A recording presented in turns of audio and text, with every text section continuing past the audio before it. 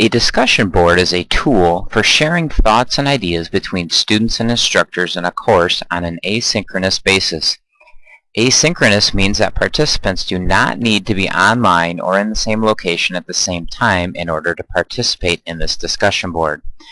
Discussion boards allow students time to thoughtfully consider their own responses carefully before sharing. A well-designed discussion board will also duplicate the discussions that would have taken place in a traditional classroom. Additionally, from the official Blackboard website, they describe discussion boards this way. Discussion boards allow you to have students meet with peers for collaboration and social interaction, to pose questions about homework, exercises, readings, and course content, and to have students demonstrate understanding or application of course materials. To better understand the structure of a discussion board in Blackboard, you should think along the lines of different levels. In Blackboard, there is one discussion board, oftentimes called a discussion when a course is created. In the discussion area, there will be many forums. Forums are the individual topics that you wish to talk about in a course. A typical course will have several to many forums. Threads are individual responses that students create in response to what has been written into a forum, as written by the instructor. Replies are simply student or instructor responses to threads that have been posted to a forum. We will create a forum in this demonstration video that you can replicate in your own courses. When you click on the discussions down the left-hand side, the discussion board area of Blackboard appears. The first step is to click Create Forum, at which point your forum will need to be given a name. Once you have a name for your forum, you will want to give it a description. In this case, I'm going to use as my demonstration, how do I create a discussion board for my online or face-to-face students to interact with subjects and materials in my course. Make sure the forum is available to your students. You may also control the date and time that this forum is available to those students. Forum settings is a little bit more complicated.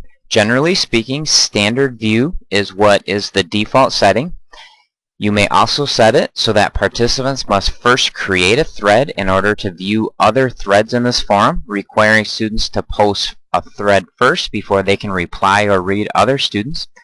You can grade the discussion forum.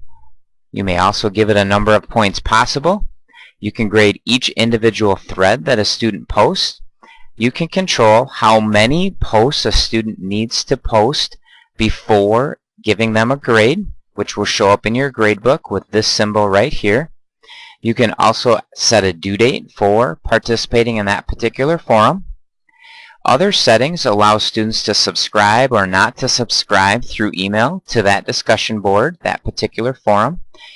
You have the choice here to allow students to post anonymously or to allow an author to delete their own posts, to allow authors to edit their posts once they've been published. Allow members to create new threads would be critical if you want students to be able to reply to your forum. You may allow or not allow file attachments, and you may allow or not allow users to reply with a quote to an original thread that was already posted by someone else.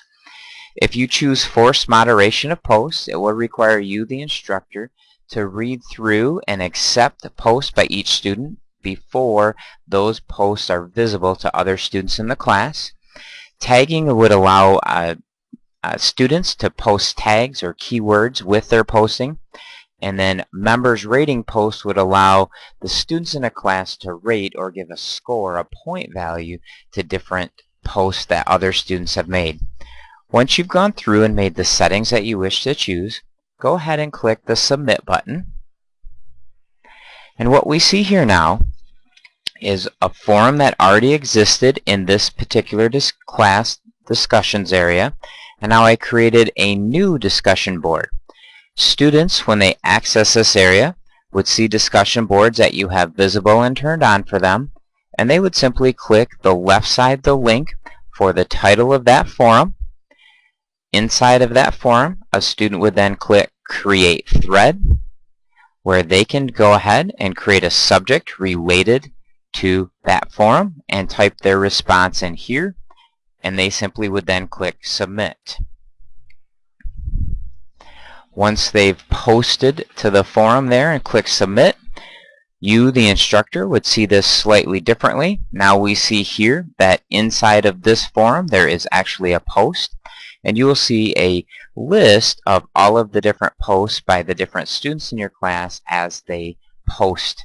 You may read their threads that they have posted to that forum by simply clicking on the thread link right there. As the instructor, you may choose to reply. The quote and edit and delete options will vary depending, here in this case, because I was the author of this post, I also have these options here. When I'm done reading, I can go ahead and click OK. And now in this case, right here, it returns me back to the list of the different threads that have been created by my students. And finally, as an instructor, you will need to access the Grade Center in order to see here. This particular forum has been added as a column in the Grade Center because I chose to give it a score, a point value. And in this case, I would see all of my students with the opportunity for me to go through after they posted. A symbol will appear here that will allow me to grade their forum posts and give them a score for their participation and their comments.